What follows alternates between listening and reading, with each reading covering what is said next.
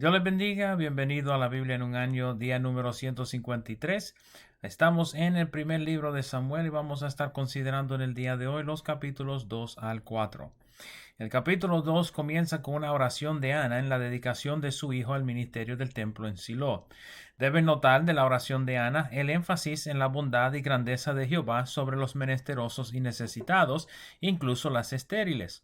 Deben notar que en los tiempos de Ana, ser estéril era una vileza, ya que la teología de retribución, cual mantenía la mayoría de la gente, les hubiera hecho pensar que Ana era pecadora y Dios la había juzgado por ser pecadora. Noten en su oración cómo menciona eventos futuros como la gracia de Dios sobre su rey, a pesar de que Israel no tenía rey aún. También deben notar la mención en el verso 8 de la exaltación del pobre y el menesteroso. Samuel llegaría a tomar el lugar de los sacerdotes corruptos, con algunos pensando que Samuel fuera instalado como sumo sacerdote en el lugar de Elí, aunque esto complicaría el sacerdocio de Sadoc, contemporáneo de Samuel. De todos modos, Samuel era estimado entre los levitas y todo el pueblo de Israel. David también tomaría un lugar de prominencia luego de la caída de Saúl del favor de Dios. La segunda mitad del capítulo delinea la condición de Elí y sus hijos en el tiempo de Samuel. Noten en el verso 11 que Samuel ministraba delante de Elí, el sumo sacerdote de su tiempo. De inmediato, en el verso 12 se nos menciona que los hijos de Elí eran impíos y sin conocimiento de Jehová. Los versos 13 al 17 describen cómo los sacerdotes trataban las ofrendas del pueblo a Jehová, enviando a sus criados a tomar lo mejor de las carnes y demandando carne cruda antes de presentar la ofrenda en holocausto. Todo esto iba en contra de la ley. Los versos 18 al 21 describen cómo Samuel ministraba y cómo su madre le hacía túnicas para el servicio en el templo. Noten en el verso 21 que Ana tiene 3 hijos y 2 hijas adicionales. Los versos 22 al 25 hablan acerca de los pecados de Ofni y Finés, particularmente acostándose con las mujeres quienes velaban a la puerta del templo y todo lo demás cual los hombres del pueblo le decían a Elí. A pesar de que Elí hace el intento de llamarle la atención a sus hijos no le hacen caso y siguen en sus pecados, y Elí permite que sigan en el ministerio. Noten en el verso 25 la nota que Jehová había resuelto hacerlos morir. Hay una nota breve acerca de Samuel en el verso 26, pero luego los versos 27 al 36 contienen una palabra profética de un varón de Dios a Elí acerca de lo que acontecería con su casa por haber honrado más a sus propios hijos que a Jehová. Noten la referencia en el verso 30 de que Jehová honra a quienes le honran. Noten en el verso 34 la mención de que Ofni y Finés habrían de morir ambos en un solo día. Finalmente, en el verso 36 se le dice que su descendencia le rogaría al sumo sacerdote a ponerlo en ministerio alguno como para poder alimentarse. El capítulo 3 contiene el llamado de Samuel como profeta. Noten en el primer verso que Samuel ministraba en el templo en Silo frente a Elí, pero que no había visión con frecuencia, y la palabra de Jehová escaseaba en aquellos tiempos. Los versos 2 al 10 contienen la historia del llamamiento actual de Samuel por voz de Jehová en 3 ocasiones. Noten en el verso 2 la mención de la ceguera de Elí. Esto era una indicación de su condición espiritual también. Samuel escucha una voz cual lo llama en 3 ocasiones, pero no reconoce que sea la voz de Jehová. En vez, corre a donde Elí para ver qué deseaba. En las primeras 2 ocasiones, Elí le dice que no ha llamado y que regresa a su habitación. Pero en la tercera ocasión, Elí percibe que Jehová estaba llamando al joven y le da instrucciones a responderle cuando escuchare de nuevo la voz.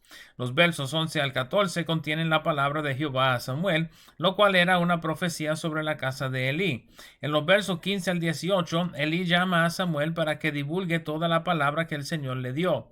Noten en el verso 15 que, aunque Samuel tuvo miedo de decirle todo lo que Jehová le había hablado, se lo dice completo a Elí. Noten la reacción de Elí en el verso 18, diciendo que la palabra ciertamente vino de Jehová y que a Jehová hiciera lo que bien le parecía.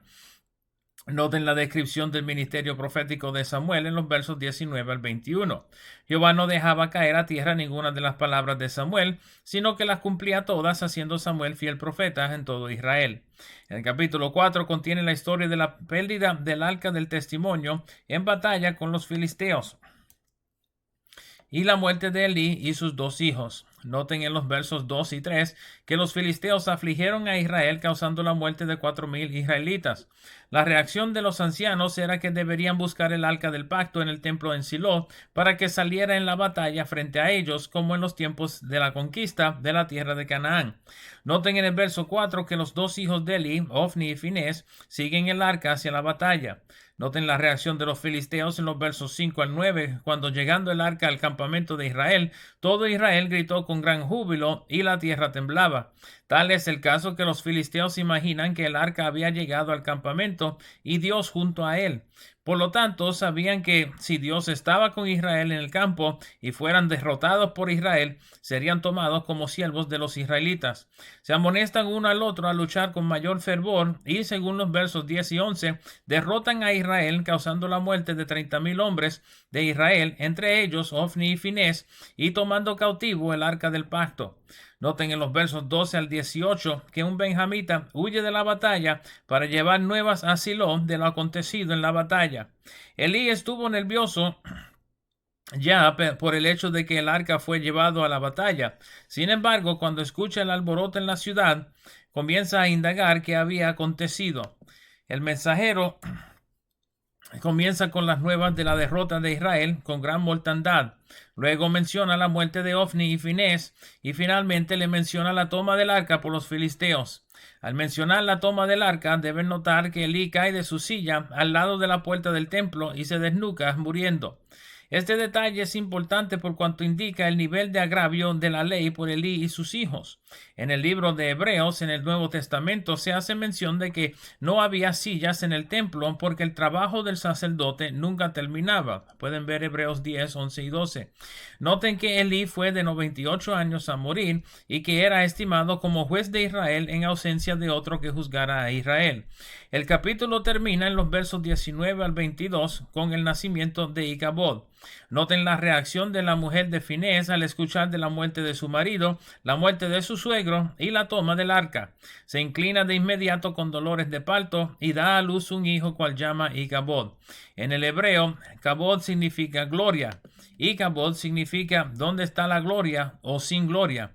La mujer de Finés muere en el parto y su hijo daba testimonio en Israel de que la gloria de Jehová se había traspasado en Israel, siendo el arca tomada por los filisteos.